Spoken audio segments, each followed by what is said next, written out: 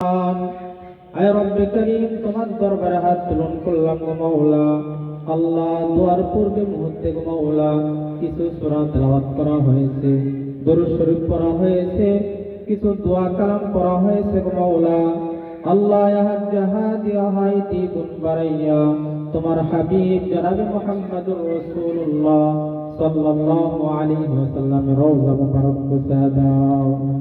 রব্বে করিম, বাবা আদম আলাইহিস সালাতু ওয়াস সালাম থেকে যত মুমিনিন মুমিনাত মুসলিমিন মুসলিমাত অন্ধকার কবরে শাহিদ আছে গো মাওলা, তাদের কবরখানার প্রহাদেগুলো আল্লাহ পৌঁছে দাও।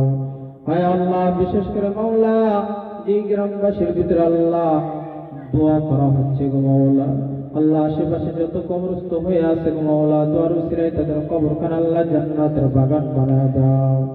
হায় আল্লাহ, যে উদ্দেশ্য নিয়ে হাত গ্রহণ করলাম গো মাওলা, একটা স্কুল উদ্বোধন অনুষ্ঠান গো মাওলা।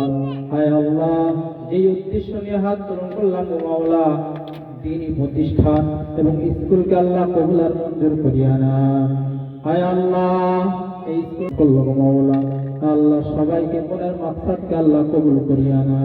হায় আল্লাহ, আমাদের সবাইকে আল্লাহ স্কুলে